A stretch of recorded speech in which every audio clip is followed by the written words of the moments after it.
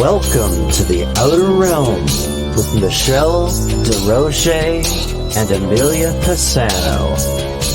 Airing live on the United Public Radio Network, 105.3 FM in New Orleans.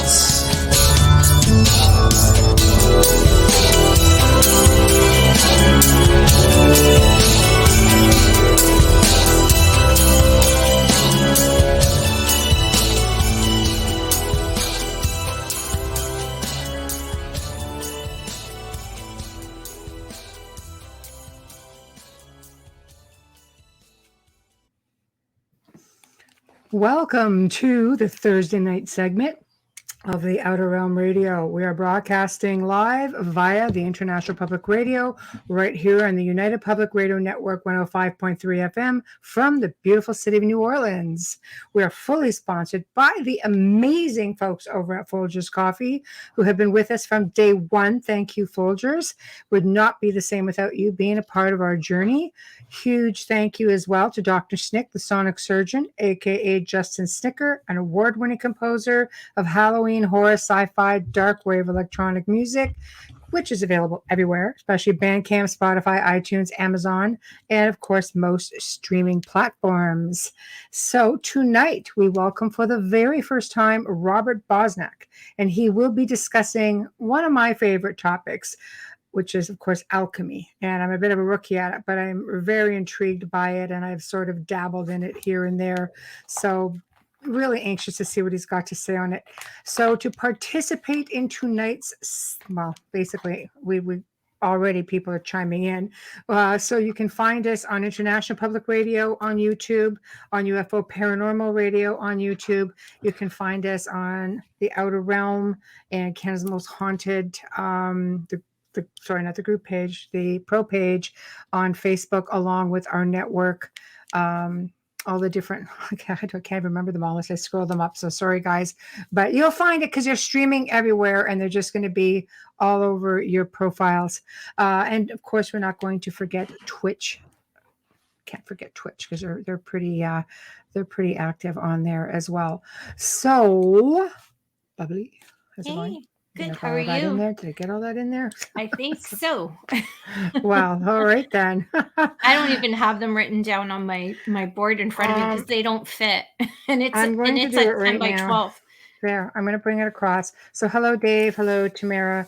Nice to see everybody chiming in. Dave, I'm really looking forward to tonight's topic. Yes, me too, Dave. This is awesome. So do you want to give a quick... Yes, absolutely. Let's do that.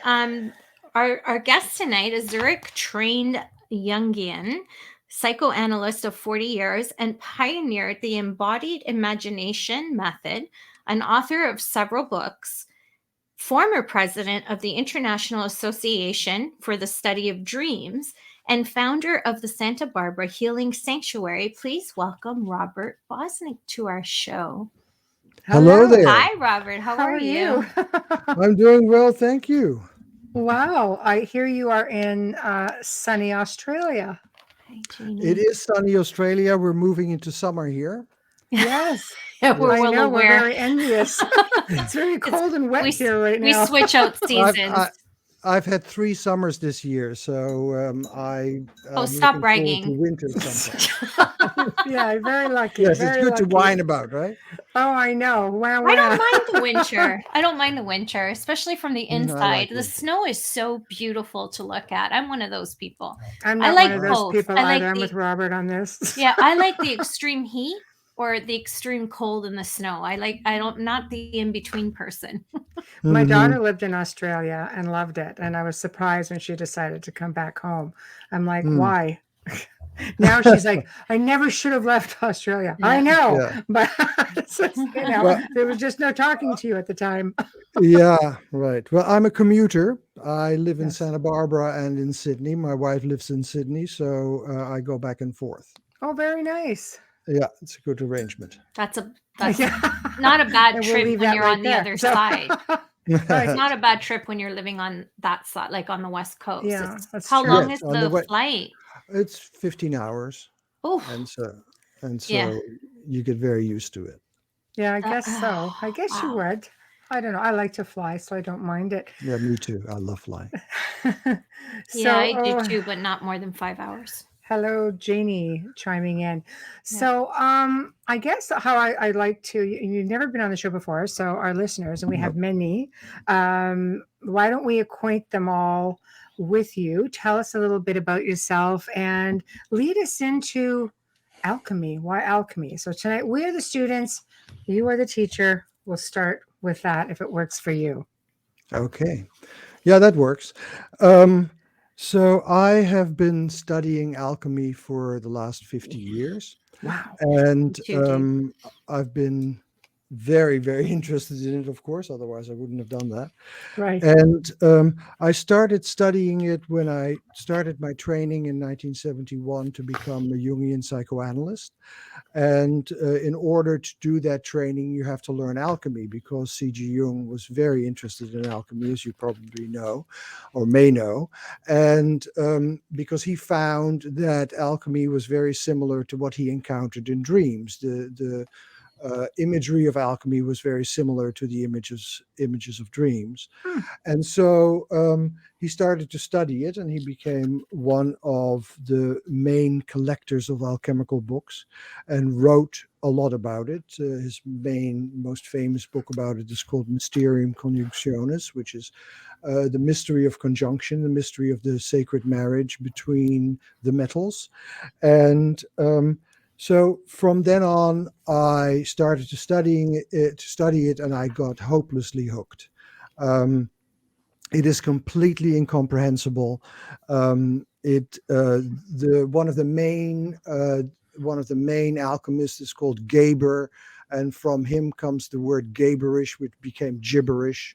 So it is utter gibberish. It is completely ununderstandable and totally fascinating, because Yes. when you go to the elements of alchemy that are least understandable, and I am working on it from the Latin texts because translations are always just a little bit half, and I don't read Arabic, otherwise that would have been great because there's a lot of Arabic alchemy, but I do Latin alchemy.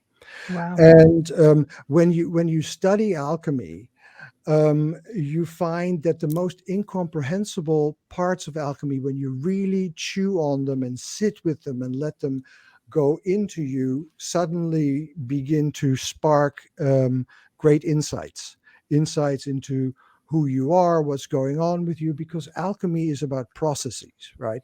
And so we are always in a process. Like if you're in a relationship, your relationship is in a process. You say it's very hot or it's very cold. Those are terms that alchemists would use.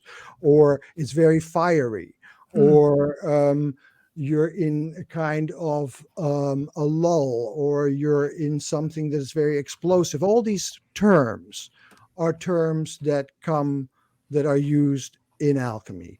And so alchemy is very good to describe processes. So these processes can be your quote unquote internal processes. They can be your relationship processes. They can be your creative processes. All these parts can be approached with alchemy as one of the greatest metaphor systems that was ever devised.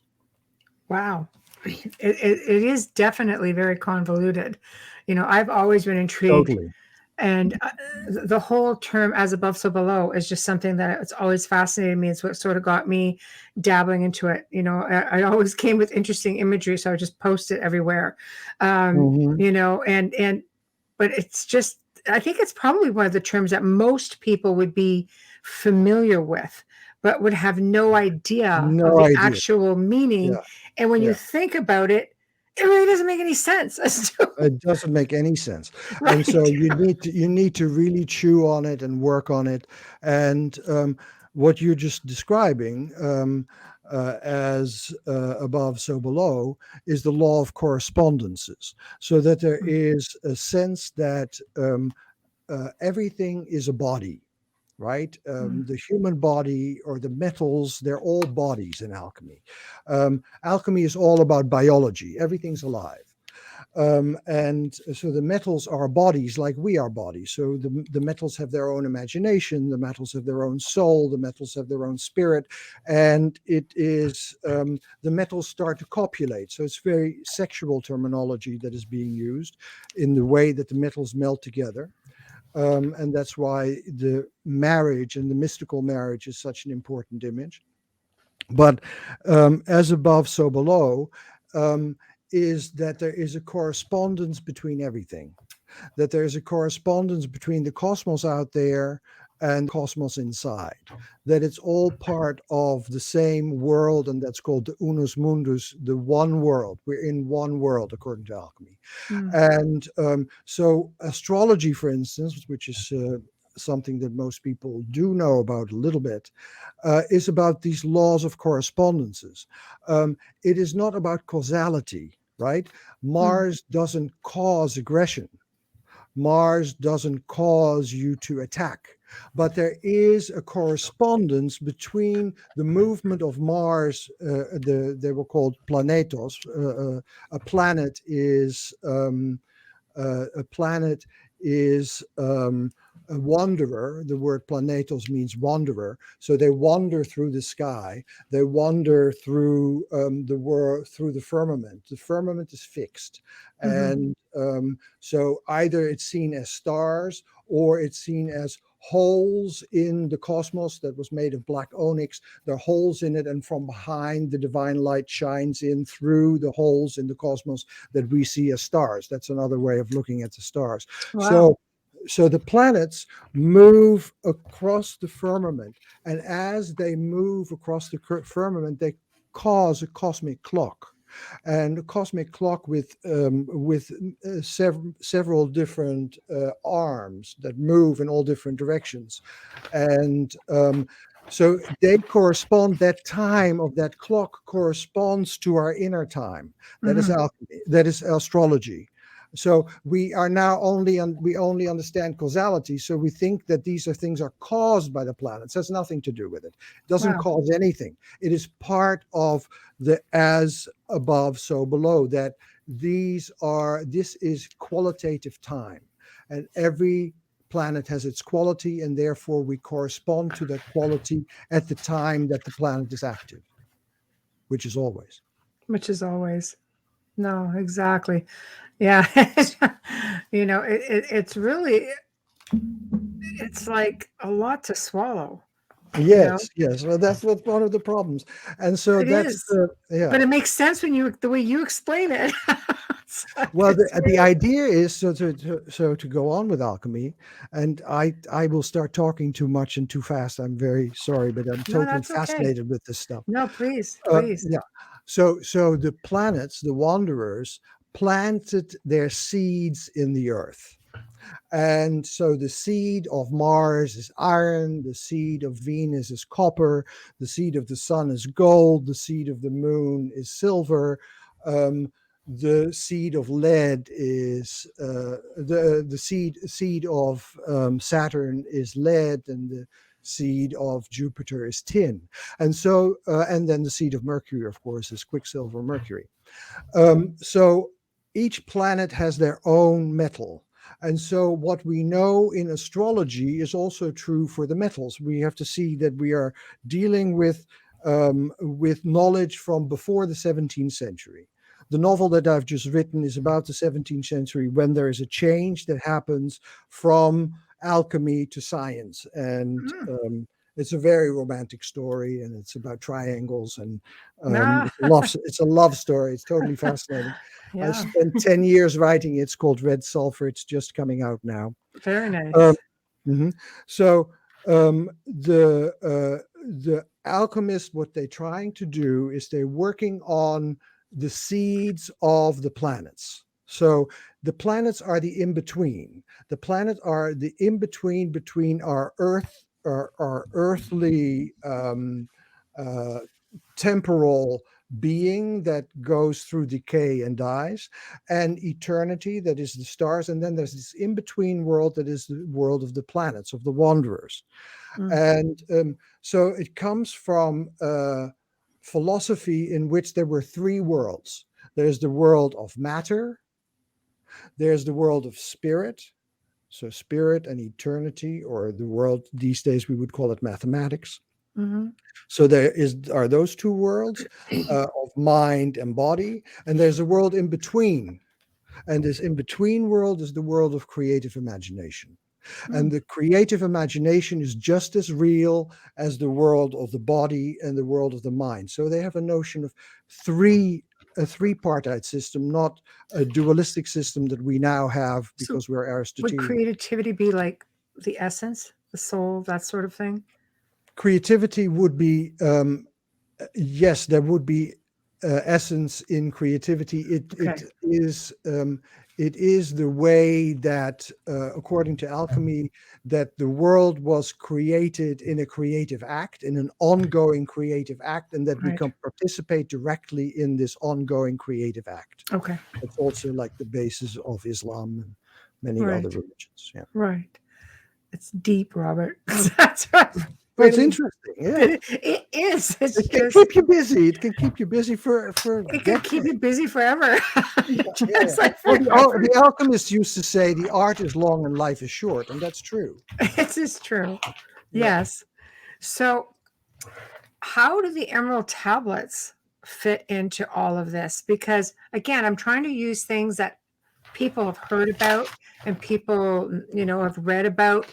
And I'd like to just try to bring in the connections to sort of to welcome in people who are completely green to this. And then we can delve into all your juicy stuff. We could talk about green. Yes. All right. Yes. So the emerald tablets, the tabula smaragdila, as they're called in Latin. Wow. They are very early texts. I think that they are just about the earliest texts, and they bring in the process of the making of the stone. Now, the stone is the philosopher's stone. We may know it from Harry Potter. Oh, yes. Yes. And there it was called the sorcerer's stone, same thing. Mhm. And the philosopher's stone was the source of all creativity. And the alchemists also had atomic theories. The notion of atoms, which means atomos, which cannot be split. It comes from Democritus, who is like 2,500 years ago. So the notion of atoms already existed. But the atoms of the alchemist was very different from the atoms of the physicist. The atoms of the physicist, when you split the atom of the physicist, you get energy, right? Nuclear bomb. So when you go to the core of the atoms, you find energy. And that is Einstein and E is mc square. That is the notion of physics. The notion of alchemy is that if you get to the core of the atom, you get to the creative spark. So that as the alchemist works, the alchemist will free the creative sparks from the bodies of the metals. And the more creative sparks the alchemist can gather and put together, that then creates what is called the tincture. And the tincture is what the word tincture means, coloring agent. The tincture then it's just like the elixir. And then if you coagulate that, then that becomes the stone. So this tabula smaragdina is about that process. Wow. That's interesting. A couple of I guess, some comments.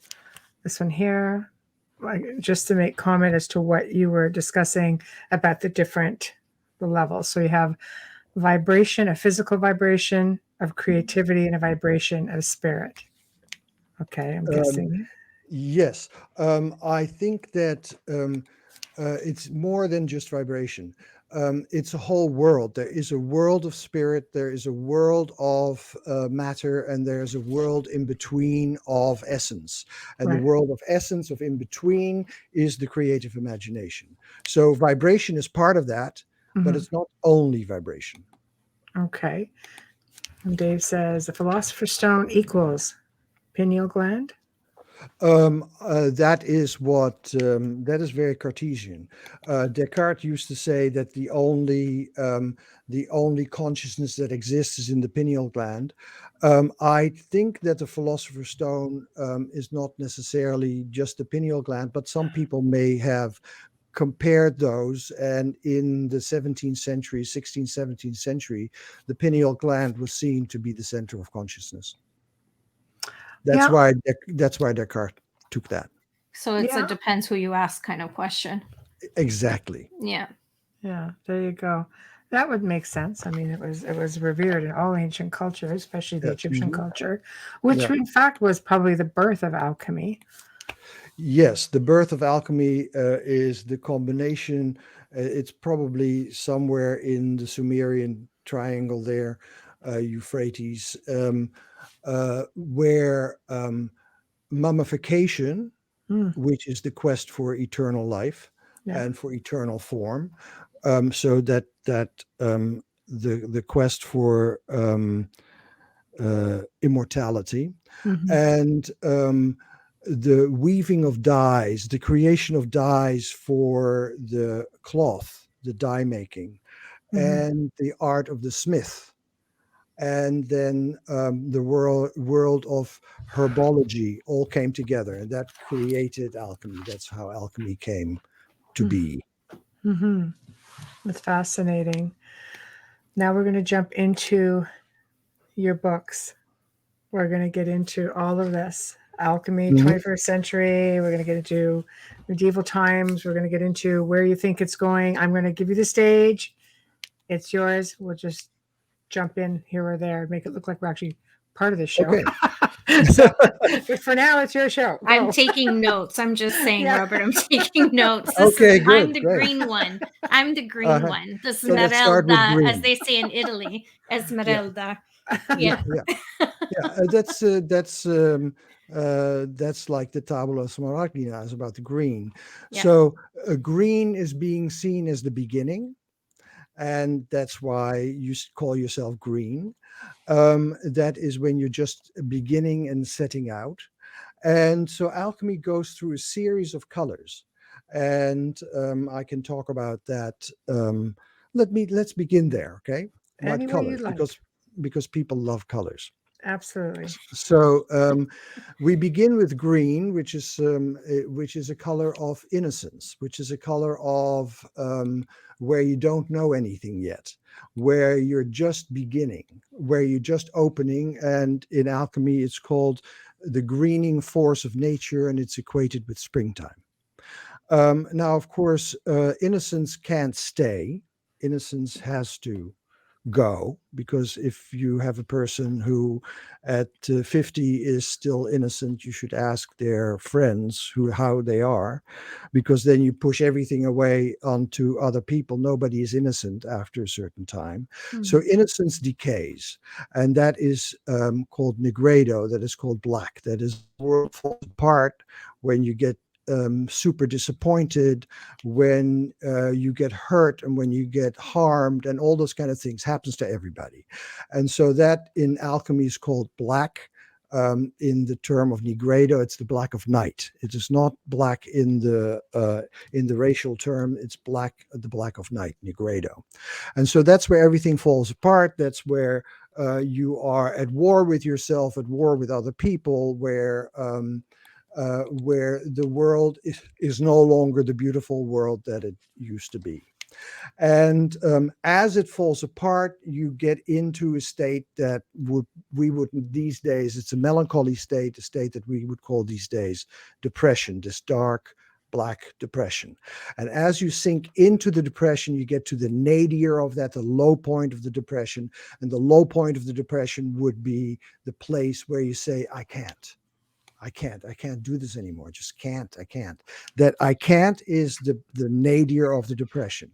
And as you come out of it into the blues is the sense of loss. The blues is where she took my car, she took my house, she took everything, and I am now all alone. Or you can switch genders. And so you get into the blues, and then as you move into the blues, like blues music, it moves into, this is all what the alchemists described. Then it moves into the light blue, and the light blue is the blue of heaven, and that is called Salem. And the blue of heaven is actually where the spark of new possibilities begins to come to the surface. It's also called the peacock's tail, because in the tail of the peacock, all different new possibilities come.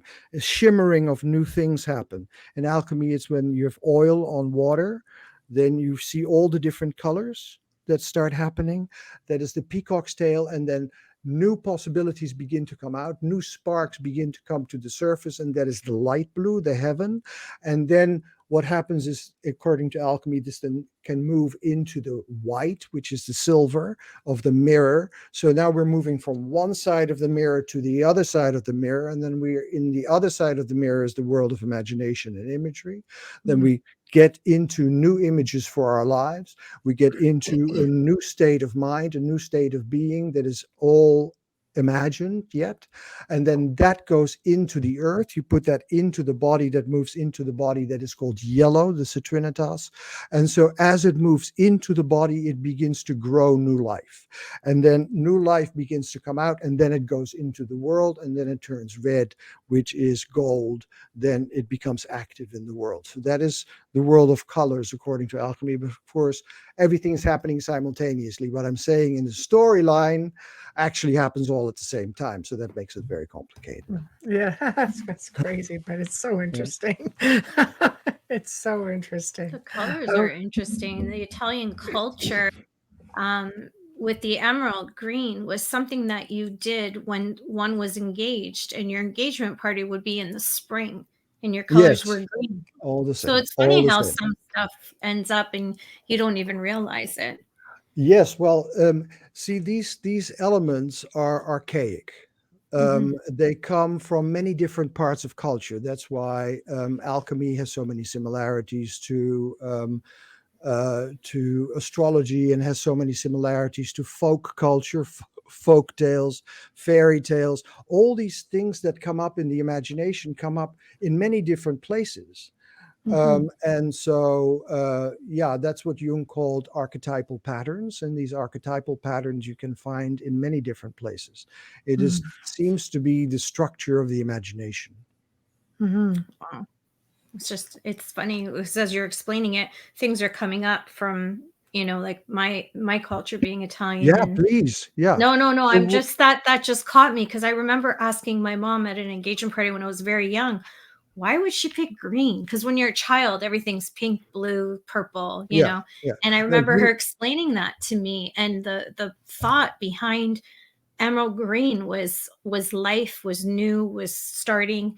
It just, and that town is archaic still to this day. So So then they still have it, because they're still connected to the old earth. And and so in the green, according to alchemy, of course, the green is related to what we these days call copper oxide. Copper oxide is when copper turns green, right? And so there's a story, an alchemical story in the Latin text called the Rosarium Philosophorum, which is my great interest. The Rosarium Philosophorum is the rose garden of the philosophers. It's the compendium of all alchemical knowledge, but the high points of the compendium of all alchemical knowledge written down in 1550. And so that is the text that I've been studying. And in that text, one of the older alchemists tells a younger alchemist, you think that the green of copper is the leprosy of Venus. It's an illness. I'm telling you, the green of copper actually is the most important thing in our craft. From that green of copper, the stone is made. So if you look at it, for instance, from a psychoanalytic perspective, copper is related to Venus. So Venus is related to love, right? And one of the main ways that people come to us as psychotherapists is that's Venus is also green. Thank you very much. Yeah. That's absolutely true. Yeah. And that's why in psychoanalysis or in psychotherapy, the first things that comes in usually is problems of love, right? Mm. So it is where love is no longer shining, but the green is beginning to come on top of it. It's the love is turning green, and that green, the alchemist says, that the problems of love, that is what the stone is made of. The stone is not made of the shiny innocence of love. The stone is made of the problems that love causes. And I find that a very interesting. Yeah, the oxidation. I find that very interesting because it gives a completely different way of looking at it. Because if people think that when they have problems, something is going wrong, the alchemists say, no, when you have problems, something's going right. Yeah. Yeah. It's a different perspective. Mm-hmm. People, I think, just naturally gravitate towards the glass being half empty as opposed to being half full. Maybe it's the same concept. Funny because a lot of people say if you're not arguing in a relationship, someone's not telling the truth. Yes, totally. Yeah. Because a relationship is two neuroses coming together. So it's always a problem. Mm-hmm. You're gonna make money for all those marriage counselors now. Oh, absolutely. Yes. And there's some great ones out there. Yeah, I might look one up. So for me, what's very important at this moment is that my 4 novels are coming out this weekend. Yes. Congratulations. Congratulations. Thank you very much. Very welcome. This weekend. This weekend, yeah, they're coming out at Amazon this weekend. Nice. It's a saga called Red Sulphur. Okay. And it's the story of the last alchemist carrying the philosopher's stone. So last alchemist that carries the sorcerer's stone. Wow. And he's being chased by everybody because everybody wants to get that stone because it can actually make literally tons and tons of gold. Now, the story comes from research that I did, that in 1666, there was a transmutation from lead into gold that was verified by the mint master of the Netherlands. And Holland at the time was the biggest power in the world. And so it was verified by somebody who was really aware of fool's gold. It was verified by Benedict Spinoza. Spinoza was considered to be one of the greatest philosophers of the second millennium. It was verified by Robert Boyle, who was the father of chemistry, and all these people and Isaac Newton, they all believed and were convinced that this had actually happened. Wow. And so I took that transmutation, that story, as the beginning of the story that I then fictionalized. What if these people have seen this transmutation and we say it's impossible? You cannot do this because the only way to do it is to take electrons away from the nucleus of lead so that it becomes gold. But that's not what they were doing. So that's the only way to make gold. We can make gold these days, but it's so expensive that it doesn't make any sense. So I took it as, what if this is actually a true story? But you can only explore that in fiction. So I had an alchemist who was an alchemist that was a known entity. His name was Theodore Montanus, who wrote one of the main treatise on alchemy in the 17th century. And he goes to demonstrate what is called the projection. The projection is when the stone is being put onto lesser metals and transforms these lesser metals into gold. That's called a projection. And so he was doing a projection in front of the physician of the the ruler of the Netherlands, the Prince of Orange, and he falls in love with his wife.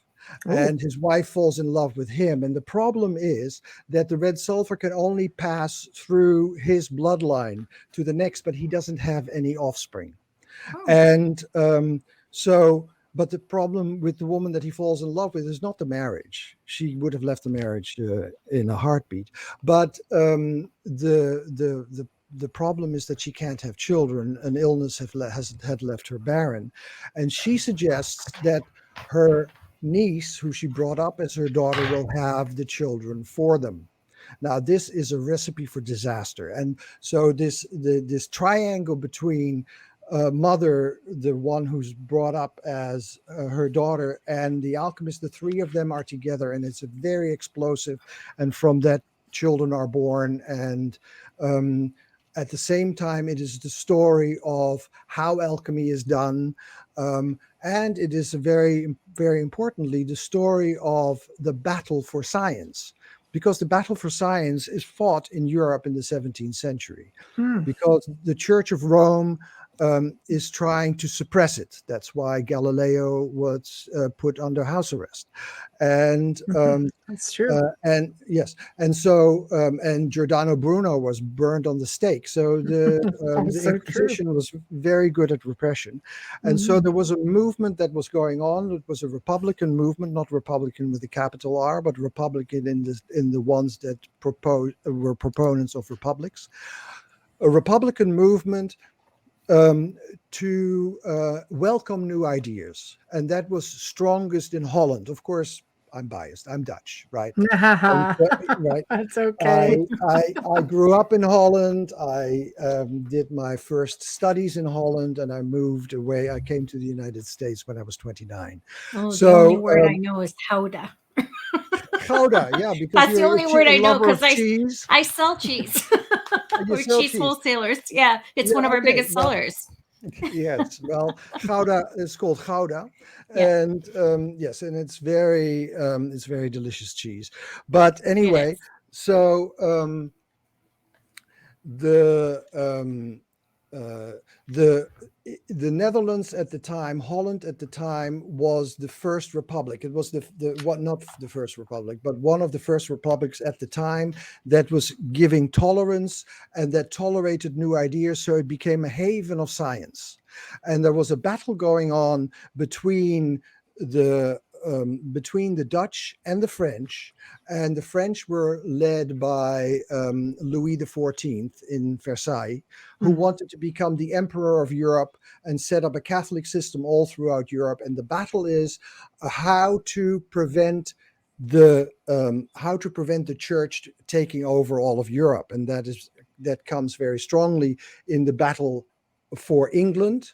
And it's about, the story is also about the invasion of England that takes place, and to free and keep free science, so that science can keep on experimenting. Because in England in 1407, alchemy was outlawed. You were no longer allowed to do alchemy, no longer allowed to do experimentations. And people like Isaac Newton and the Royal Society were very much against that. They wanted to get back to experimentation, and there was a battle between the Christians and the Protestants to keep science free, to keep science open. And so that's what the story is all about. And then, of course, there's phantoms that are chasing them, and battles for immortality and for the fountain of youth and all that kind of stuff, all the usual stuff. Of course, you have to get all that drama in there too. That's people but because it is so dramatic. I've worked on it for 10 years, and it became more and more dramatic. I just followed it. I was dramatic basically and romantic. Yeah, you're all romantics. People love it. People love it. My gosh. So I watched you on YouTube all afternoon. I'm just saying. It's just like, wow. So, wow, that's a lot to swallow. You got 4 books, people. You could be busy for a while. Christmas presents, people. You'd be good for the rest of the winter after that. Oh yeah. Yes. Oh yeah. You won't have to leave the house. My gosh. Well, they can even search you on Amazon. as an author and put in a notification, and it'll come up to remind you to purchase it this weekend. If you're interested and you're concerned you might forget. Yeah, you can already get the first 3 books are already out, and the 4th book is coming out this weekend. Yeah. Great. No, that's fantastic. Okay, where do we go from here? You're the teacher, your show, we're the listeners. Yeah. Okay.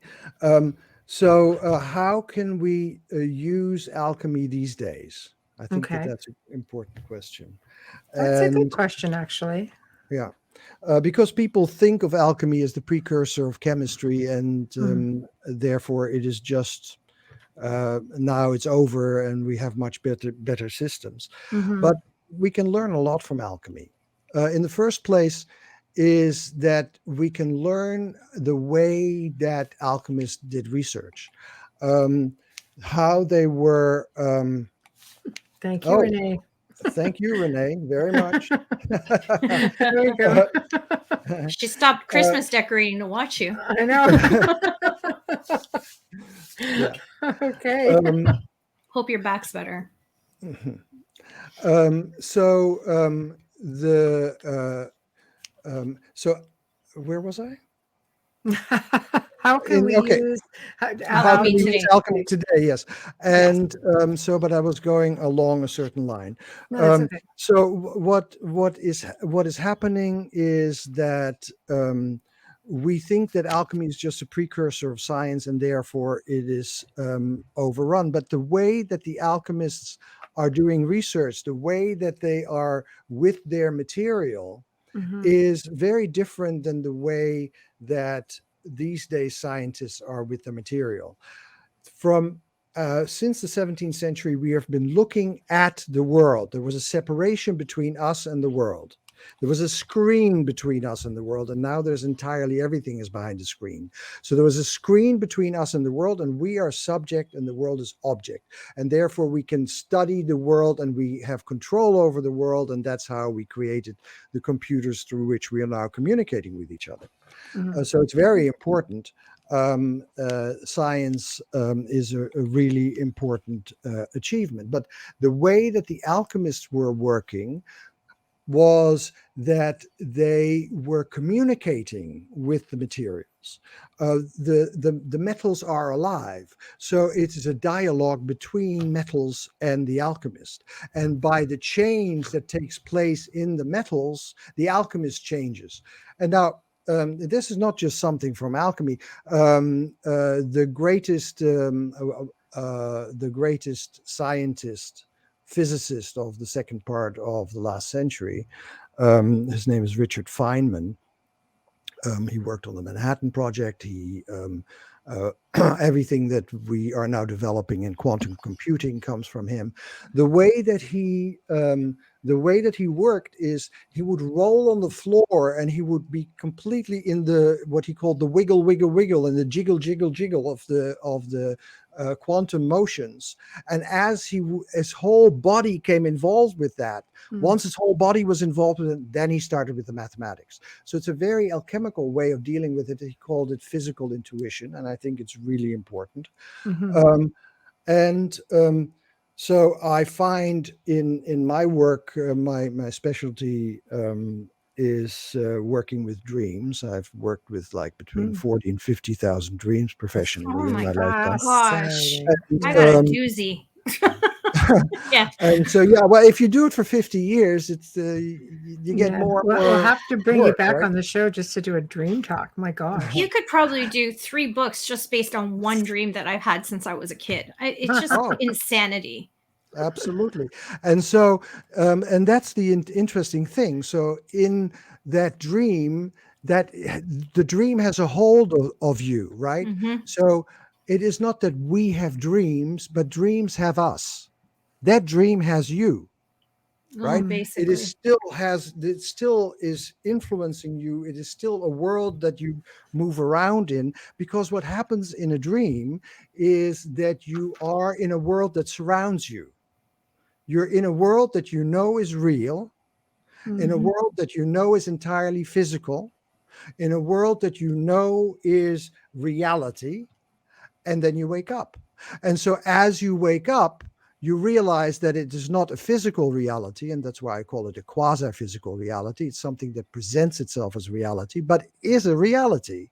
And then it is depends where you wake up. If you wake up in Aboriginal Australia, you may say that those are the ancestors, and if you wake up in a scientific environment, you say it's kind of messes that are going on in the brain. And if you wake up well, if you wake up in Japan, then yeah, the dream world, Neptune is the dream world indeed. If you wake up in Japan, you may go to a tree that has a rope around it, or a stone that has a rope around it, where a kami lives. A kami is a spirit. And so you would do rituals around dreams. And but we have this notion, which is because we live in a world of individualism, and that dreams are about us. We believe that dreams are about us. And I don't know if that's true. It is just what our culture believes. I am, as they call, I am a phenomenologist.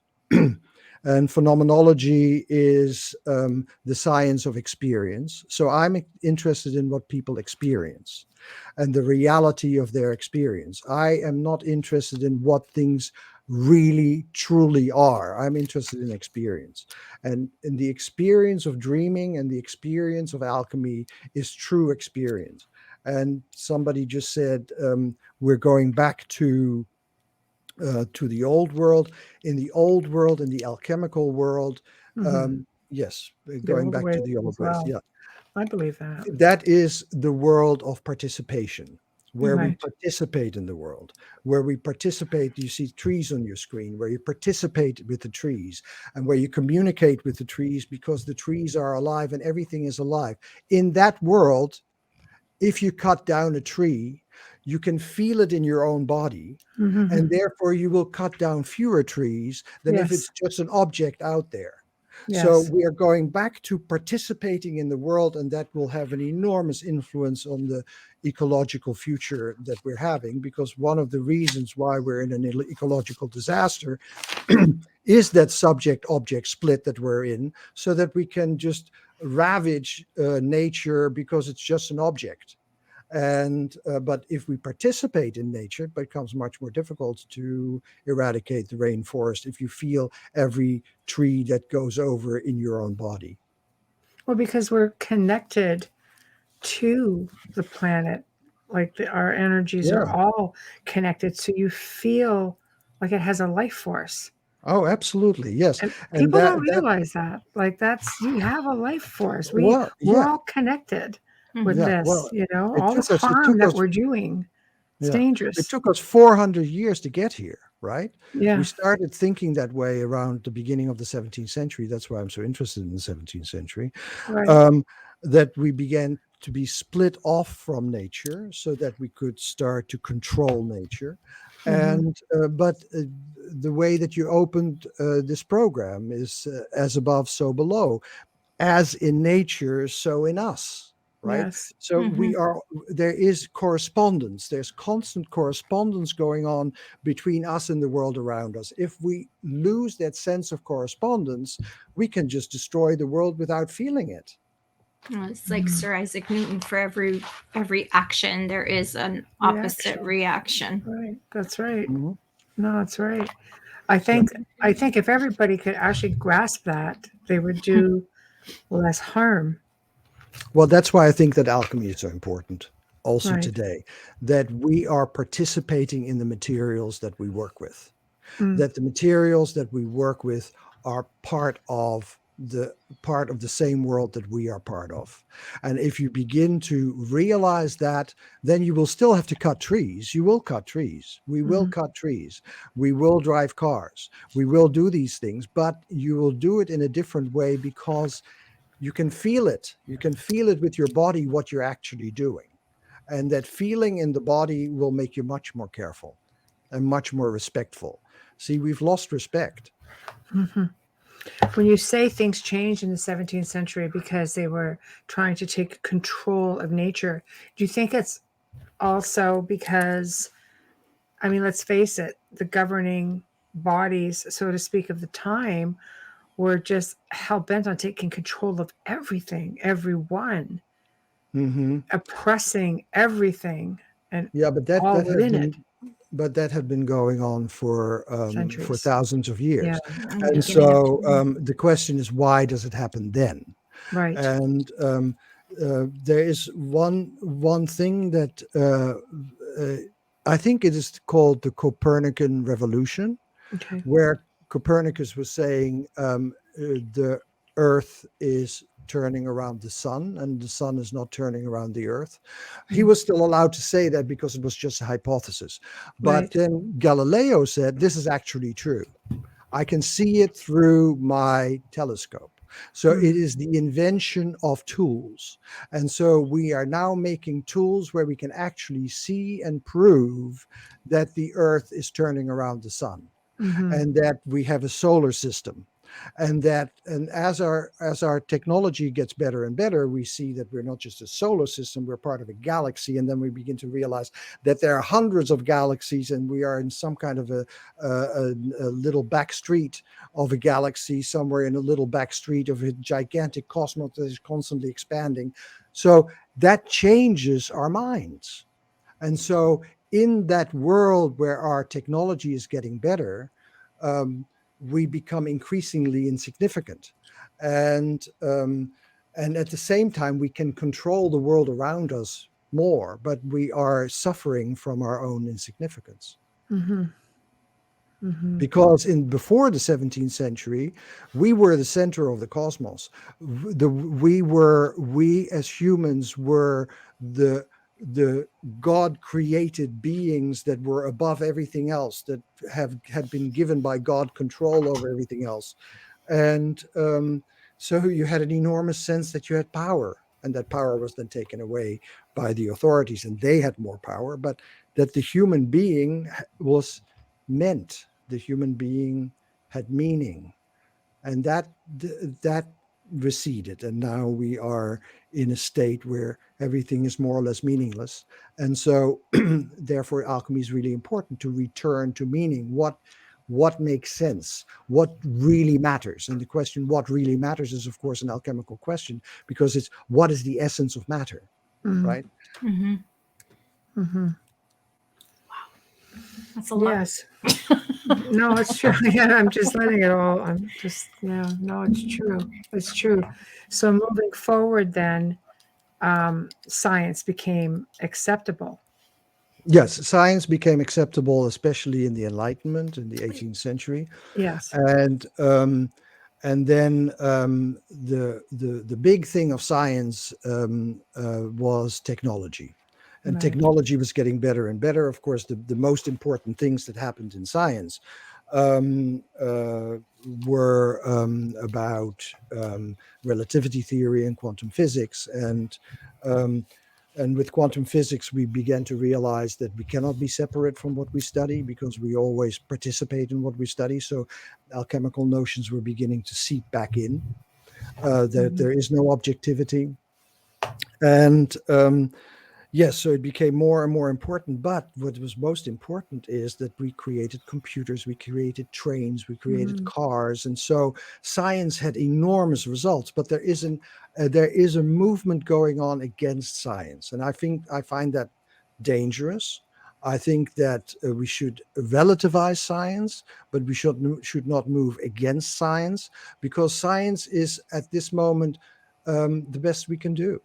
And so if there is a whole movement going on, if the science says this, then it must not be true, because we are anti-authoritarian and we think that science is yet another authority, and therefore we can dismiss everything that science says. No, no, no. But we should relativize it. Science does not give us anything about meaning. Science doesn't give us anything about what matters. That's very Science doesn't. cold. Yeah, science Yeah. is a way of looking at the world behind a screen. And so it's very effective. Flat. It's flat. Well, yeah. Yeah. Well, it will become through VR and AR. It will become no longer flat. I mean, I think Yeah. we're in the last decades of the screen. Mhm. But I mean, their way of thinking. yes, It's their just, way of thinking yeah. is yes, exactly, and so it gets hollow. And so I think that one of the main things that people complain when they get into my therapy room is about emptiness and about hollowness. And so, yes, if science is the only thing, then the world is a hollow place. And then we live in an endlessly expanding universe that is entirely without meaning. Mhm. So alchemy brings us back to a connection, to a participation, and that is of great importance. And our dreams do too. And so we can realize that our rational selves are not the only inhabitants of our being. Our being is much larger than just rationality. Mhm. Well, I mean, I think people can relate to dreams. I don't know that people can connect that, to alchemy per se. I think when people think of alchemy, it's the first thing that comes to mind with alchemy. Oh, we're going to turn this to gold. Just, I think, Magic. Yeah, but we're all doing there's that. no We're all real, doing that yeah, for Yeah. sure. But because it's very magic. Yeah. Magic. well, the alchemist says that all metals desire to become gold. So there Mm, is a deep inherent desire in every human being to turn into gold. Now you mm, can do this by going and working on the stock market and making tons of money. That can be one kind of gold, or you can make yourself and your life more valuable, or you can add value to the life of others. That is all alchemy, because you are making things more precious. And the drive towards making things more precious is a central drive in the human being. That is in alchemy said to be the drive to make gold out of lesser substances. We all have that. We want to give it to our children. We want mhm, to give to our children something more precious. And we work our butts off to make the world of our children more precious. And mhm. so that's alchemy, No, because there is a drive in every body to become the most precious you can be. and when you think of the connections, with that mindset, with that theory, and the connections to the earth and to all that is good and to all that is pure, it's almost has a very intense spiritual aspect to it. Oh, definitely, because it is the notion that and it's a spiritual aspect that we can influence, that we Right. can enhance the preciousness of the world, that Hmm. the world already is precious. And my Mm. God, I will be turning 74. The world is getting more and more precious every day.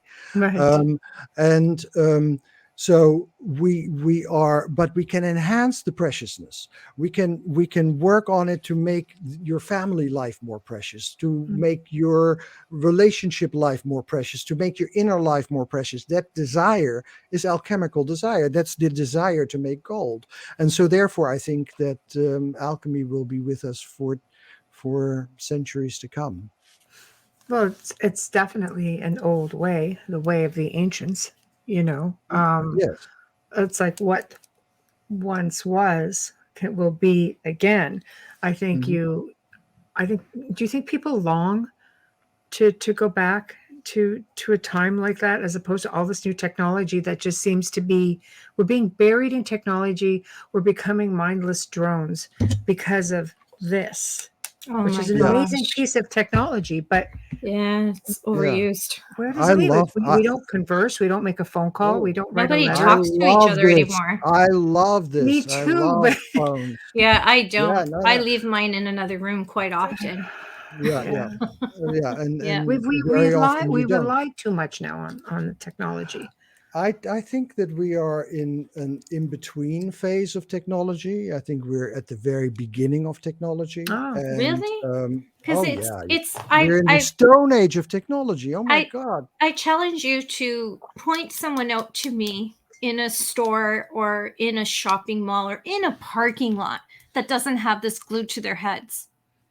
Other No, than myself, because often I'll no, even leave mine absolutely. in my. No, I teach all Okay. over the world. I teach in Yeah. China. In China, kids have cell Yeah. phones Well, all the time. In Africa, there were no telephones or very few landlines, and suddenly everybody has a cell phone. So cell phones have changed everything, Mhm. and But it's opened the everybody world has. up for some It people. has opened the world up. Yeah. And so, but it will be a technology that will go on. And so, as I said, the screen is an intermediary. I think that eventually we will have contact lenses and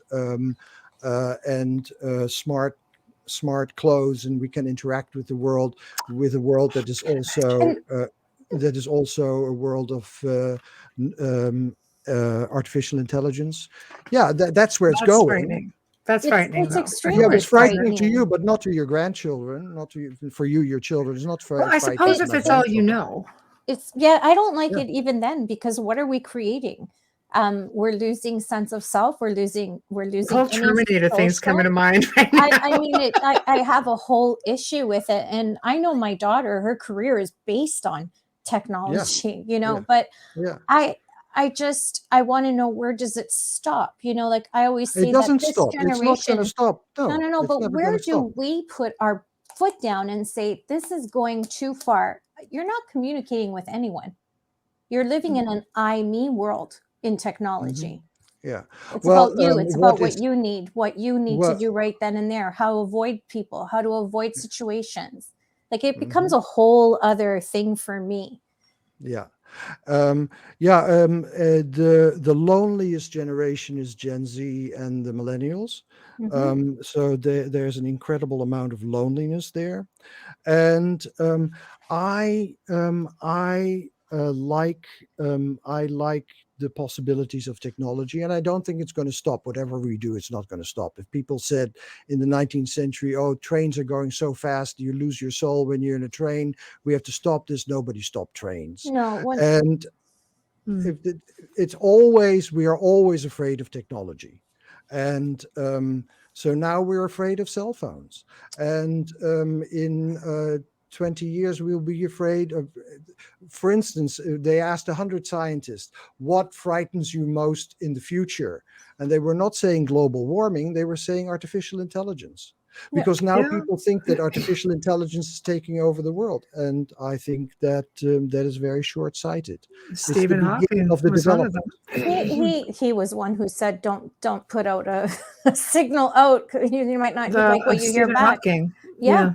I am not afraid of technology. I embrace technology. I'm not afraid. I feel sorry for the next generation. I feel sorry for the next few generations. We lost so much just with the television.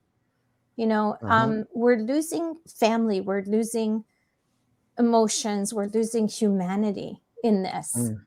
Yeah, I don't know. Well, there's a very interesting conversation. It is it was done 2,500 years ago, and it was a conversation between Socrates and Plato. Mm. And Socrates said to Plato, "You are going to mess with our minds. You are going to destroy our memory because you are a fan of writing. You don't write things down. You keep it in memory, because if you keep it in memory, you have a much different relationship with it." And Plato wrote it down. That's how we have Socrates to begin with now. So there's always been a fear of the new technology. And we should keep that in mind. And we should keep that in mind, that we are influenced by the fear of new technology, and that the new technology 2,500 years ago was writing. And Right. so That's there was a true. movement against writing. So you have to keep that in mind. Of course, there's reasons to be afraid, and the world is going to hell in a handbasket, but it's always been going to hell in a handbasket, just goes a little quicker now. And It's a little more extreme. but the fear is an archetypal fear. There's an archetypal fear of new technology, and so yeah, I always try to stay aware of it when I see the new technology. I love technology. I love everything about it. I love how you can, stay in touch with family if it's used for the right reasons. The Zoom during the pandemic, all of that. I'm so in love with that, and I'm so for moving forward. But I feel that we have a responsibility to our children and our grandchildren to keep them, conscious of humanity, and to Oh, keep them absolutely. present. I think that's very Absolutely. important, because Yeah. we were talking about this today at the dinner table, how, and then I'll stop because we're going completely off, how suicide rates have risen since social media among 12 and under. Yes. So where is this going? We have to, as a society, be able to balance this somehow. And again, we Yeah. have a responsibility to our children and our grandchildren Absolutely. and our Yes. neighbors to Yes. step in and tell them not to forget to live. Because with AI comes also a lack of spending any time outside. There's you're not going to have that. You're not going to have them tending to the gardens of the world or the forests of the world. That's not going You to know, happen. yeah, I think that I'm a generation older than you. And so I was saying this about your generation. I was saying about your generation, you never go outside because you always sit in front of the television. Yeah, And I was so, always an outdoor kid, though. yeah. Me Yeah. too. Right. Yeah. And so this we have to just keep in mind that every generation says this about the next generation and about technology. I And understand that. so I am very interested in it because I am working on developing empathic AI, and to have AI companions to treat the epidemic of loneliness. But let's not talk about that, because Do you that's think that will come in our lifetime? Oh yeah, no, we're now developing it, and I think Ah, it will be we'll be having the prototype ready next year. wow. So yes, Congratulations. yeah, Yeah. and but that creates a lot of the fears. It creates a lot of people that are afraid of AI. What happens if you have an AI companion? But let's go back to alchemy. Okay. Yeah. Thank you. Okay, All right. You want to tackle opinions this about one? transhumanism. Yes. And I would like to know, if can the person who says that explain what they mean by transhumanism? Dave, can you Because expand on that? And we'll bring your comment up on screen, if you please. don't mind. Mhm. So from that point, we'll let you just take into another direction while we wait for Dave to put up his Yeah. answer. Yeah. But I want to go back to the fact that the world around is precious, because that's what we agree on, right? Right. Amelia is saying Oh, the world yeah. around us is precious, and therefore we have to go into that world. We have to communicate with that world, and we shouldn't lose our communication with that world. Well, that is very much what the alchemist says: play with the world, be with the world, and let the world influence you. Let the world enrich you, enrich the world. So it's a two-way channel. Mhm. It is, we don't just take from the world, but also give to the world, because it has to be Yes. a two-way channel. Yeah. There it is. Turning natural biological into artificial. Well, yes, it's the problem of the cyborg. So the cyborg is part human, part machine. And of course, there are already cyborgs around. Everybody who has a pacemaker Yeah. basically is partially a cyborg. So that the interaction and the interface between humans and technology will become increasingly intimate.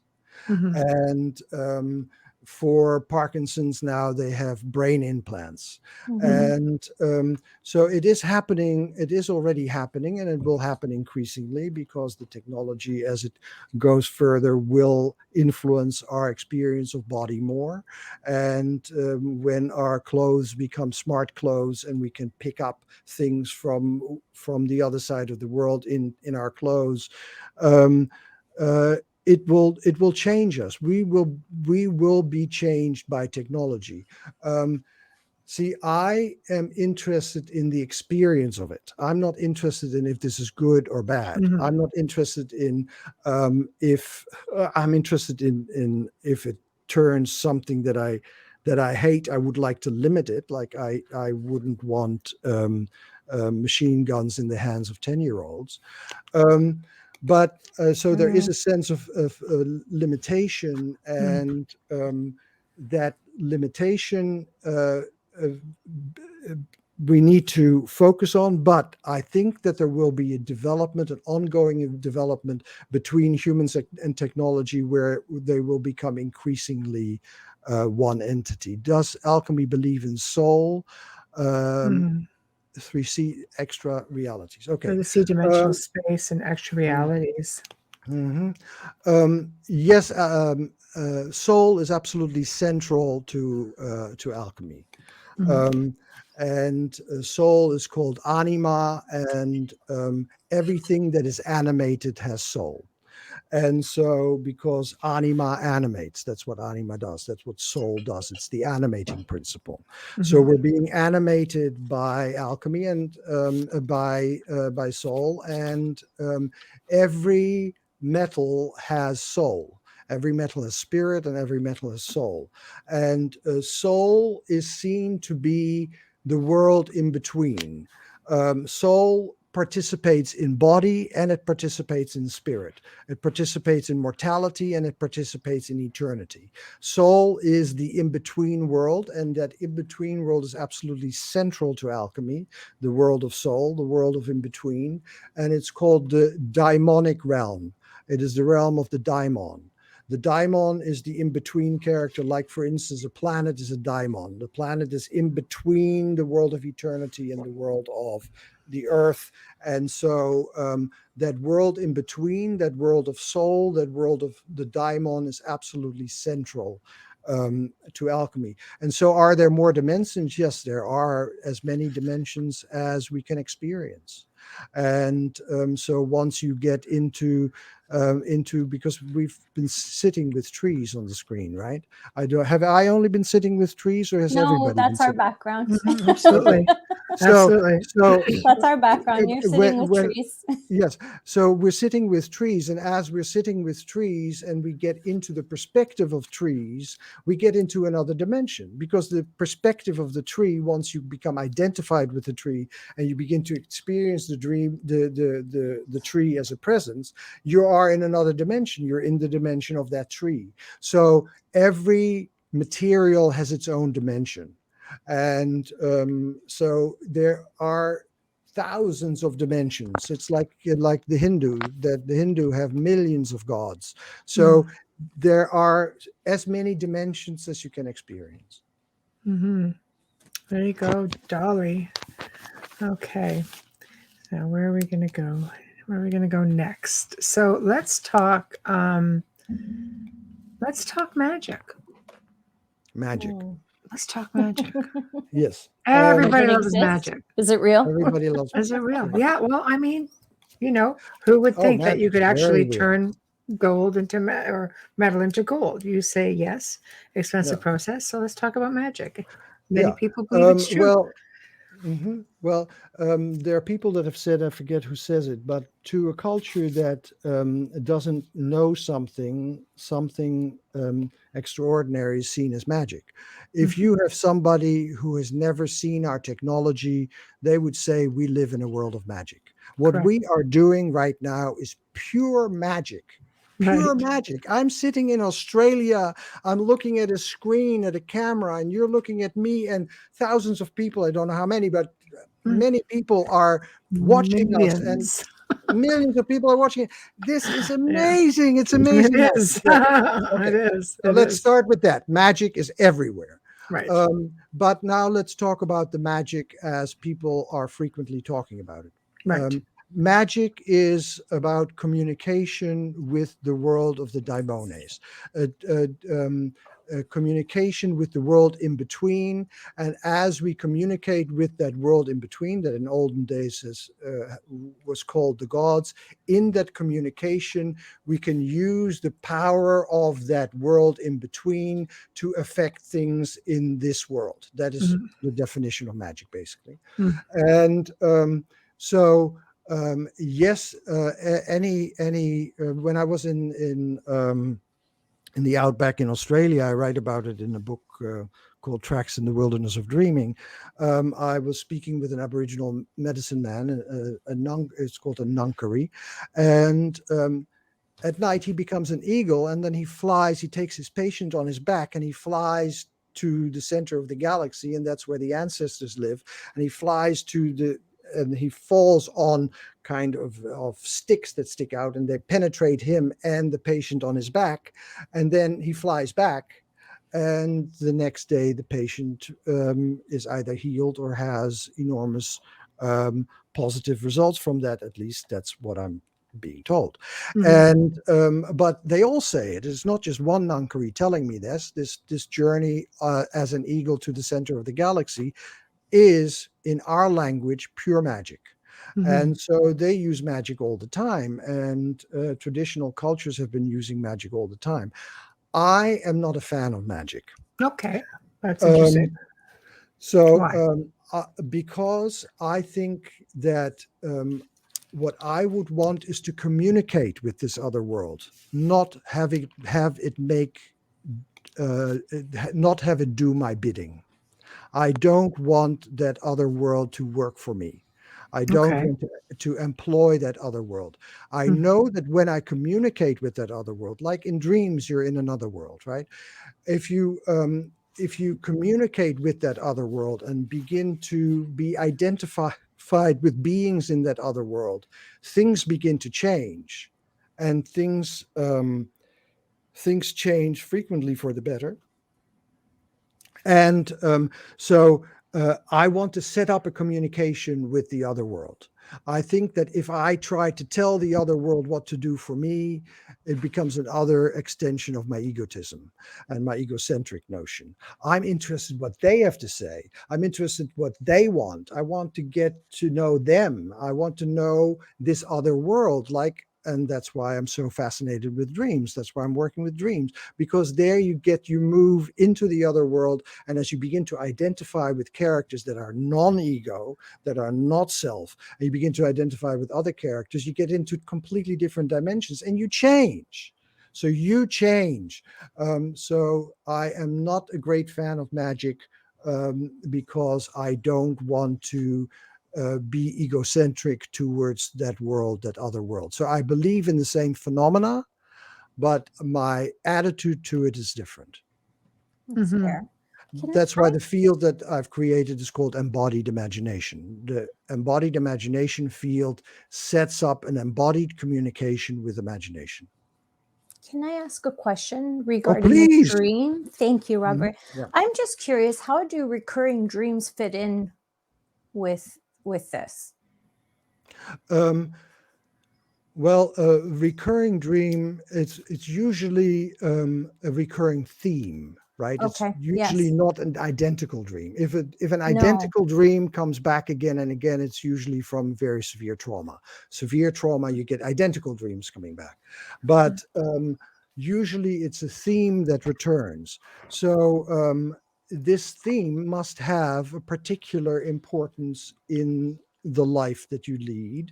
And then what I help people do, I help people to return into their dreams, to flash back into their dreams. And through a flashback, once you feel back into the dreams, not just stay in the perspective of the one who's telling the dream, but get into the other perspectives, and then things begin to change, because that's alchemy then, because then we're doing alchemy with dreams, because we're moving into the perspective of the material. And that's what I said is the central thing of alchemy. You begin to participate with the material. So as you participate with the material and begin to experience the dream, not just from the perspective of your habits, but from the perspective of other, everything begins to change. So recurrent dreams, I think, and this is just a fantasy, okay? I have no idea if this is any relation to reality. I think recurrent dreams is very, very dense material that wants to be digested. Okay. I was curious how it fits in. Sorry. I have to cut in. Station ID, sponsor ID. Almost lost our before sponsor. we get our hands almost slapped. dropped Yeah, I almost dropped our sponsor right off the table. You are listening to The Outer Realm with Michelle DeRoche and myself, Amelia Pisano. We are broadcasting live from the beautiful city of New Orleans on 105.3 FM. And our special guest tonight is Robert Bosnak. And he's coming all the way from Australia? Yes, Sydney. Yes. Okay, I couldn't remember if you were in the States today or not. I couldn't remember now from the beginning of the I'm show. in Sydney. Nice, from Sydney, and we love Australia. We have a lot of listeners in Australia, so we're giving a big shout out and say hello to all of you. Yes, we do. We are streaming live right now on United Paranormal Radio Network. Did I get that one right? No, UFO Paranormal Radio. UFO Paranormal. Oh my gosh, Public there is Radio. 8 or 9 of these things. Joe, seriously, if you're listening, like, can you just incorporate this into one? We are United Public Radio. We are also on International Public Radio. And I'm like so out of it tonight. Please forgive me. I'm trying to digest all of this. Our intro and outro is courtesy of Dr. Snick, the sonic surgeon, Justin Snicker. It's also his voice that you're hearing. He is an award-winning composer. You can find his music on Bandcamp and Amazon. You can find him on Facebook, on Instagram, and I believe he's on Twitter as well. Sponsors tonight and every night from the beginning, and we hope forever, is Folgers Coffee. We love you guys. Thank you so much. Forgive me for those glitches. I'm off tonight. I have a cold, but there we go.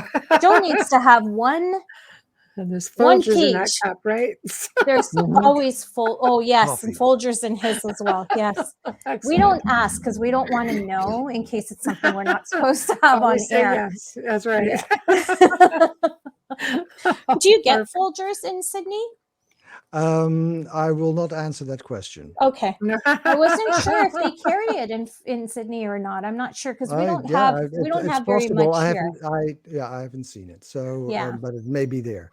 No, we don't have it here either. We don't have it in Canada either. So no. Mm-hmm. So can you elaborate then a little bit more on embodied imaginations since we stopped there?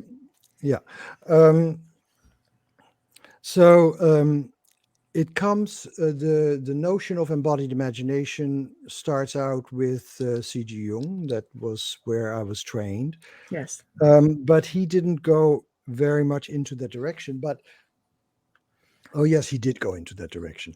But what I have always been interested in is that when you have a dream, you're in a world that is fully embodied, right? Everything in it has a body. And it's not that it's all part of me. That's not how you experience it, right? Mm-hmm. If you have a dream and a woman walks towards you and you say, "Oh, you are the representation of my soul," the woman probably would slap you in the face, right? So this world that we are in, this world of imagination, the world of the deep imagination, or of what I call the involuntary imagination, that world is fully embodied.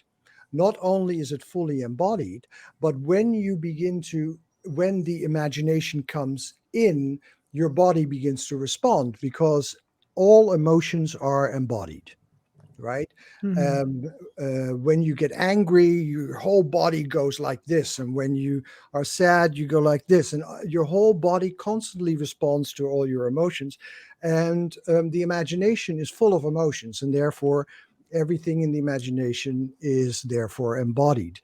And the techniques that we've developed and that are now being used worldwide is that you can go back into the imagination, like for instance, a dream. I take dreams always as the example of the involuntary imagination because you didn't make the dream and you know that you didn't make the dream. Mm-hmm. The dream is there and you found yourself in it. And so in a dream, so a dream is a world in which you find yourself. And I have developed techniques to flash back into the dream so that you get back into the experience of the dream. Flashbacks are known, for instance, from trauma. You know that in trauma, suddenly the whole environment where you were traumatized comes back. That's a flashback.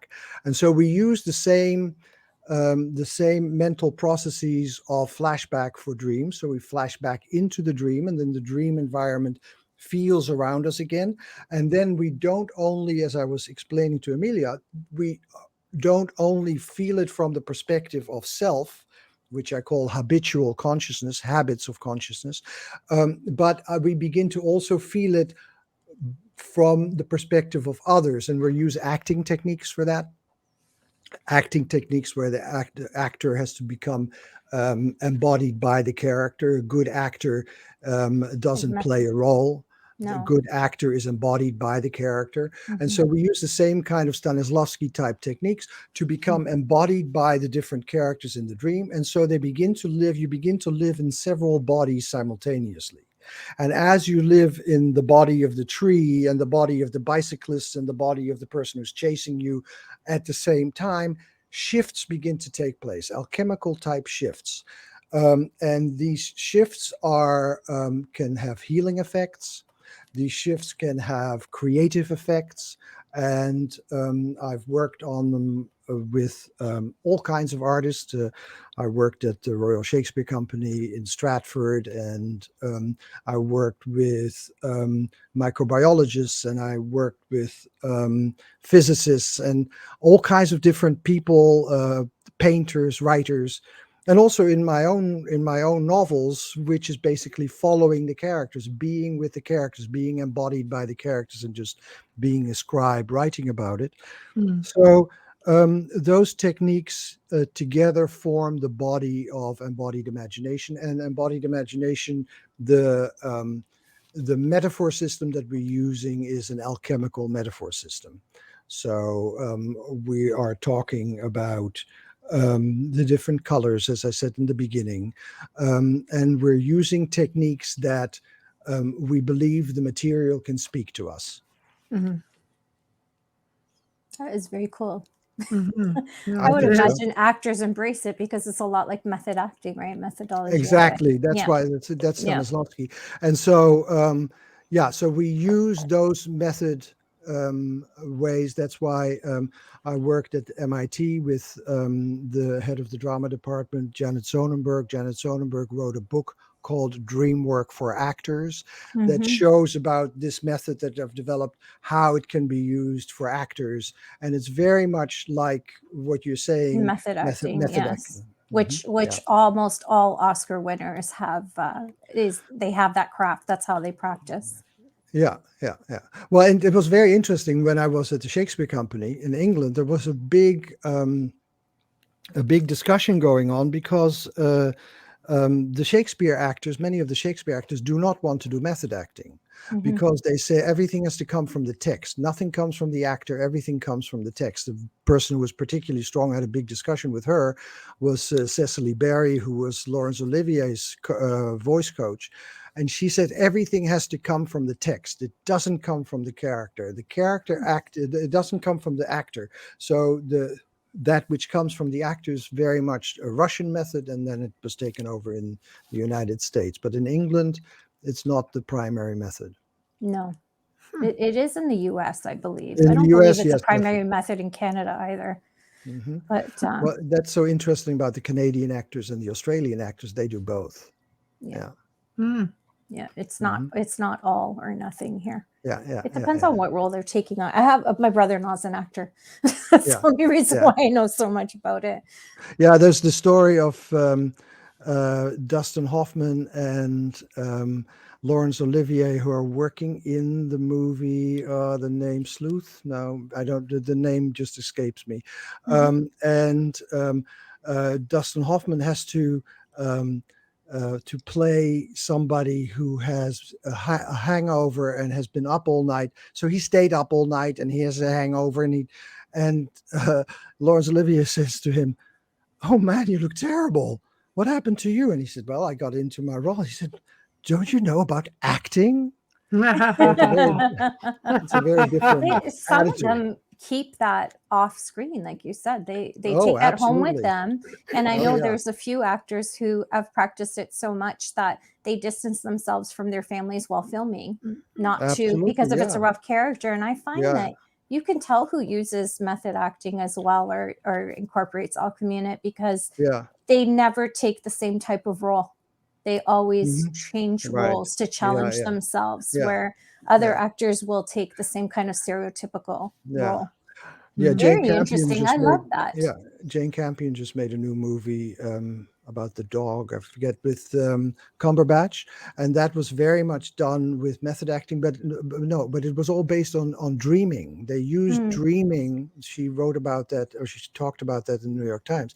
She used dreaming to get deeper into the characters. Very interesting. Yes, and that's what I was doing at the Shakespeare Company. You can, through dreaming, get much deeper into the characters, because you take the dream not as if it were the dream of the actor, but as if it were the dream of the character. So then the character begins to dream, and you get very, very unexpected results from that. Yeah, well, different outcome. That's very interesting. I love how that's connected. Yeah. I'd like to see that more. Yes, well, Jane Campion has been doing it, and I'm sure that this movie is going to be Oscar nominated. So I hope we'll hear more about that. Yeah, very That's nice. exciting. That's exciting. Yeah. Well, as we tick away closer to our top of the hour, can we touch on apocalyptic imagination? Ooh. That for me is very fascinating. A mouthful. I don't know why. A mouthful and a everything headful. about it. Yeah. This has a ring to it. Okay, so in 1983, I did the first conference called Facing Apocalypse, and it was about the apocalyptic imagination in the nuclear issue. And so it became. I'll tell you a story about that. At the end of the conference, so the conference was one of the participants was Claiborne Pell, who was the chairman of the Senate Foreign Relations Committee at the time, and he said we should have this conference in Moscow. Now this is 1983. And so I ran the conference and I said, okay, great idea. Please help us. And he was going to help us. And he did. He helped us a lot. And I said, the next conference is going to be in Moscow, and we're going to try to have it done in 1985. There were several people who came up to me and said, it has to be done much before that. It has to be done way before that. In 1985, we are already in nuclear winter. The world is already coming to an end. Nuclear bombs will already have fallen. Now, that's the apocalyptic imagination. Wow. And the apocalyptic imagination influences the issues that we have with it. So in 1990, I did a conference on the environment and the apocalyptic imagination in the environment, because I think that as long as we have these very practical issues, we're going to live with environmental issues for the next 500 years.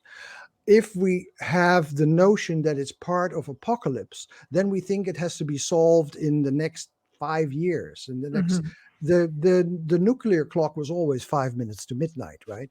And so that is all and so there are dangers. I think there's a lot of dangers out there in the ecological system, but if it moves into the apocalyptic imagination, then we are really in danger, because then everybody's going to burn out, because you have to constantly be in a state of and you cannot stay in that state for a long time, because it has to become like brushing your teeth. We will have to brush our ecological teeth for the next hundreds of years.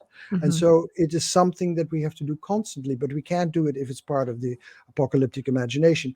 I think that apocalypse means revelation. A revelation of a world to come. But part of that is the destruction of the world as we know it now. And so that's also an alchemical theme. And I think that it's really important to study the way that the involuntary imagination influences politics. I think at this moment, the biggest image, the most powerful image that we're in is polarization. If you look 50 years ago, and you had an idea to create new roads and to create new bridges, everybody would be for it. and there would be a bipartisan movement for it. Now it's become part of polarization because we are inside of polarization. And so we have to realize that polarization and polarity is a very powerful image, and that images guide us. Images are not in us. We are in an image. And at this moment, we are in the image of polarization. And so if we begin to understand that that image has us, and it has the Republicans just as much as it has the Democrats, it has us. It is an overarching image. Like, for instance, in the 80s, it was the nuclear war image that had us. And it's the ecological disaster image that has us. All these images have us. We have to realize how powerful the imagination is, and that the imagination is mainly unconscious. We are unconscious of it. We do not know that we think that we actually hate each other, but we are actually in a state of polarization that is brought on by the image of polarizing. And it's a story that we're in. And that story is something that we have to be aware of. And so that's why I'm interested in the involuntary imagination in politics. It's very powerful. It is very powerful because it feels like, you have this idea that just goes into a collective of sorts. Absolutely. And it influences everybody. So in 1992, we did a conference in Moscow. Finally, after 9 years, and the world had not come to an end. After 9 years, we did a conference in Moscow about holy war, because holy war is also an image of apocalypse, and that was getting stronger and stronger at the time, and we're still in it. And so these images, like the image of holy war, has us. And it is not that we have the image; it has us. It moves us, and then we begin to call the other person all kinds of names because we think that they have a holy war against us, and we believe we have a holy war against them. Those kind of images are there all around, and we have to be aware of them because they influence everything that we're doing. Just as much as the individual is influenced by the images of dreams, so the collective is influenced by the images in politics. So I'm very passionate about that. Absolutely. It's it's like a form of mind control. Well, yes, but it's a mind control, Imagery, but nobody's imagery. in control. But Yeah. nobody's in control. See, Right. people have this notion that all the conspiracy theories come from the notion that there must be somebody in control. There's nobody in control. Dude, that's just There are- crazy. Right there. That just makes it, you can't yeah, hold anybody accountable. yeah, right. It is the image that Right. we're in. It's the word zeitgeist. We're Right. in a particular zeitgeist. We're now in an apocalyptic zeitgeist, in a polarizing zeitgeist, in a holy war zeitgeist. All that stuff is the spirit of the times that we live in, and that's in control. And then we can try to become aware of it and to limit it and all, but there is not an elite that's somewhere that is in control. That's all BS. Right. So essentially, no one's in control. We are on a ship that's just going amok, and somehow we have to gain control. So how do you gain control of something like that to make it, to level it off? You have to become aware of it. You have to become aware that you're not the captain of the ship. And But there's no captain at the helm. No, but you can be a pilot. Right. And so you can help steer the ship. You can Right. help steer the Interesting. fact that we are in a world that is fully being polarized. We can be aware of the dangers of AI. We can be aware of what that does to our children. That awareness is what we can do, and then start talking about it with each other and say, this is something that is autonomous. We have to begin to be aware that this is something that precedes us, that precedes our conscious awareness. And that's what the great discovery that Freud made about the existence of unconscious drives. These are unconscious forces that are steering us, and we can become aware of them. And we know from psychoanalysis, if you become aware of them and if you can allow them in consciousness, they will shift the way you are in that particular world. So I think that's what we can do. Very cool. Love it. It's so simple when you think about it. No, but when, it's when such Robert a puts it that way. yeah, but I know you make it sound so easy. Oh, it's not everybody easy. listening is It's not going, what? easy. No, but How you do did we all do the that? steps for us. You did all the work for us and then broke it down. Yeah. I know, but it's convincing everybody else now. We have 2 million people listening going, I don't get it. How are we supposed to figure this out? Well, you can Well, find the way that you figure it out, I think, is that you realize how often there are emotions that are coming up in you. You have no idea where they're coming from. You don't know what caused them, but they're very strong and you can feel them all through your body. The first thing that you can do is become aware of your body and become aware of the way that these emotions live in your body and how powerful they are and how autonomous they are. Once you begin to respect that, once you begin to respect the autonomy of the emotions and the power of these emotions, you can begin to steer them. You can begin to become a pilot. And so I think that we can pilot our lives. And I think that as you pilot your life, you can become more healthy and more creative as well. But you can pilot life, but you're not the one who's ultimately in control. There's a whole system that is going on inside you that is constantly moving outside of your consciousness, but you can steer it. And that steering is a really important thing. So we have responsibilities. We have the responsibilities to steer the system. So you're in control. Essentially, you just have to realize that you're in control. You have to realize that For there's yourself. something. Yeah, you have to realize that there's something bigger going on than just your consciousness. You have to be aware that there are very powerful forces that you're dealing with all the time, and you can try to grab it through willpower. And I don't think willpower is very strong. But you can also become aware of it and start to live with it and steer with it and dance with it. Then Right. life becomes a dance instead of life becoming something you try to suppress. Yeah, or get something rid of that the you try to- resistance. Yeah. And here comes in the romance again. I love it.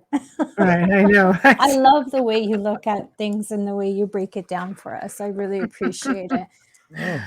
Well, this is a part of the show where you're, what do you want everybody to know? Like, where do you want to go with this? What do you have coming next? How can people find you? Well, if people are really interested in alchemy, they can find hundreds of hours of my teaching at jungplatform.com. At jungplatform.com, and then just put my name, Robert Bosnak, you will find, I think, 110, 120 hours of my teachings on alchemy. So if you're interested in that, that's where you can find me. And there's a last question. That one's just for you. Yeah, we'll let them have it. Okay. Who controls the Earth system? Well, it's a very dangerous question because it could very easily go into a paranoid system. And if you say that there is a particular person that controls the Earth system, I think that I am very much with Newton on some level. The world as we know it is controlled by laws, and these laws make the Earth spin around the sun and the sun be part of the galaxy. So the Earth is controlled by laws. And then if you believe that the Earth consists of forces that have their own dimensions, that have their own lives, then the Earth is a community. It's a community that includes the trees, that includes people, that includes stones, that includes metals. It's all a community. So I think that in the end, it is not so much that the community of Earth, I think Earth as community, the community of Earth is being controlled by anything particular, but I am a proponent of what is called complexity theory. And complexity theory says that highly complex systems self-organize. And so I go from the notion that the earth is constantly self-organizing, and it's constantly self-organizing without anybody organizing it. It's a self-organizing system. Mm-hmm. That makes total Fascinating. sense. Fascinating. That is. And that's been studied now for the last 40 years, complexity theory. If you're interested in, look at complexity theory. I'm definitely looking that one up. So the question that you asked before we were interrupted by this very good question. Yes. Sorry, Dave. That's it. Can you repeat it again? Basically, it's where are you going next with all of this? Yeah. One thing that I'm going with is creating empathic AI. Yes. Creating beings that we can be with as companions, because I think that there will be artificially intelligent companions that are empathic, and that's what we're working on at the moment, and working very hard on that. So that is part of the future. I probably will always be studying alchemy until my dying day. Right. I have to now write the handbook on embodied imagination. That's going to be a lot of work. Yes. Fascinating. Because it's being now practiced all over the world. It's practiced in China and in Japan, and so I have to start writing what I believe it is, because I think that at 74 I probably have, if I'm lucky, maybe 10, 12, 15 creative years left. So if I go to 90, I will have like 16 years left. Right. So I want to use that to round things off. And one of the things to round off is to make a handbook for embodied imagination, so that people will have that. And I want to spend a lot of time with my wife, because I met her very late in life, and we have a lot to make up for. It's not the quantity, but it's the quality. Well, that's why I'm in Australia. Like, she lives in Sydney, and I live in Santa Barbara. So I try, and I have 2 children and 2 grandchildren, and very my nice. children are married, and so that's why I go back to Santa Barbara, because they are in LA and I want to spend time with them. And so yes, I want to spend a lot of time on things that matter to me. I walk 3 hours a day. Now that I'm here, I swim an hour and a half a day. I just love to use my body and be in my body. I love dancing. I love rock concerts. I go to another rock concert tomorrow. And so yeah, it's living life. Yes. Yeah. It's such an incredible privilege. What a privilege to be given life. It's amazing. It's amazing. It is. That's a miracle. You just have to have the balance, right? And life is magic. Yes. Yeah, life is magic. So how can everybody find you? Well, the easiest way is by way of Jung platform. Right. They can find me on Amazon. But the name of the book series again, just put that out there for people. Yes. The name of the book series is Red Sulfur. There you go, guys. And red sulfur is the alchemical name of the Philosopher's Stone. And so what Harry Potter does with the Sorcerer's Stone, I do in Red Sulfur. It's basically Harry Potter for grown-ups.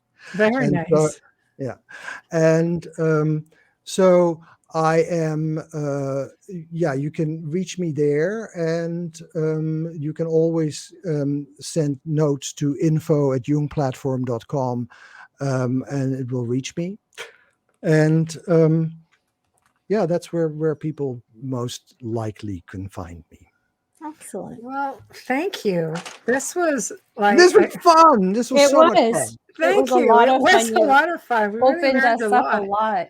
I love alchemy, but it's just been, like, I've been researching just everything and been, in media for the last 18 years. So I have to be very diverse in different things. I've never been able to really go after one thing in specific, but this is always, like I said, I've always been fascinated and have been gravitated to the as above, so below. And when I found out it was actually part of alchemy a few years ago, I'm like, I learned more about this. But it's a time thing, and it's very convoluted.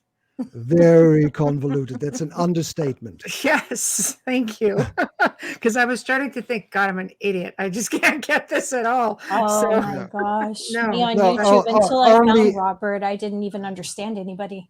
No, idiots are the people who immediately understand it. Those are the idiots. So I've got to get one of those books that's just like Alchemy for Idiots. Just try to generalize it, break it down. You know. Well, in my book Embodiment, there's a whole chapter on alchemy. So if you want, Oh, there we go. I'm on Amazon right now. Actually, I got There all we the go. books in front of me. Yeah. There we go. But thank you very much.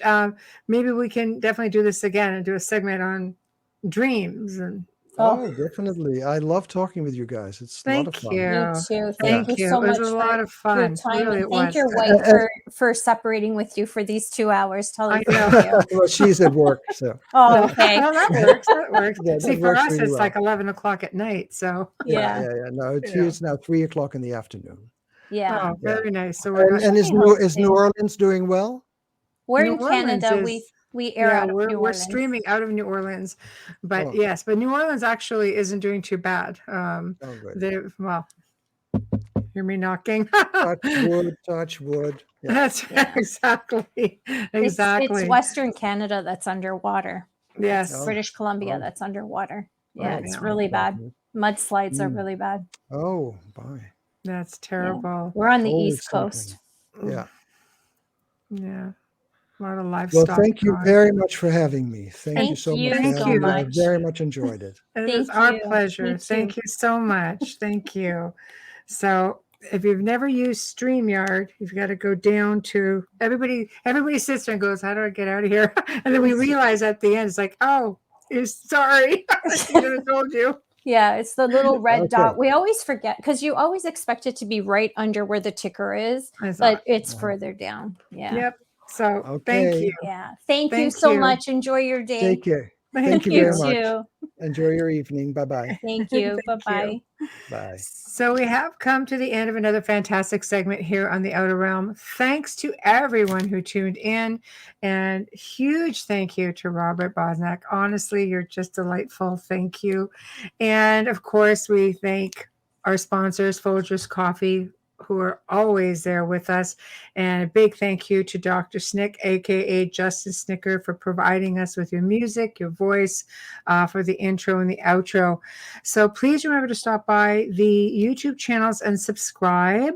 And don't forget to show us some love on Facebook. We'd appreciate it. Drop us a line at the outerrealmcontact@gmail.com. The outerrealmcontact@gmail.com. Let us know what you think.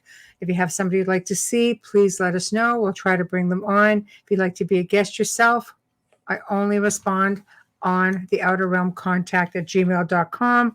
Please don't message me on Facebook. It's just, I get too many messages in a day and I just cannot do it. It's hard to manage all the group pages over top of all the personal PMs. That's just Facebook, not counting anywhere else.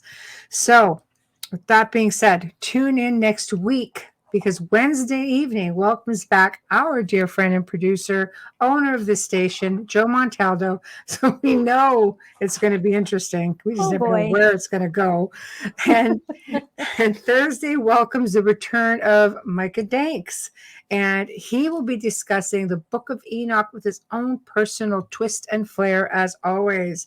So until then, well, actually, before I sign off completely, don't forget Joe and I on the Gray Zone Uncensored this coming Saturday, 5 to 7 Central, 6 to 8 Eastern. It's going to be a really good one. I think I've outdone myself, just saying.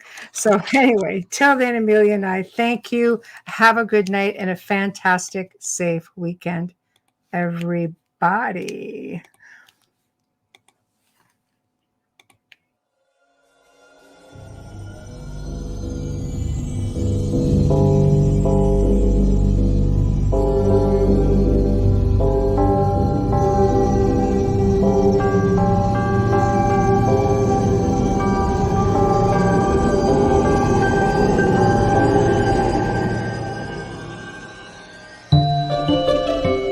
been listening to The Outer Realm with Michelle DeRoche and Amelia Pisano, airing live every Wednesday and Thursday evening, 9 to 11 p.m. Eastern, 8 to 10 p.m. Central, on the United Public Radio Network, 105.3 FM in New Orleans.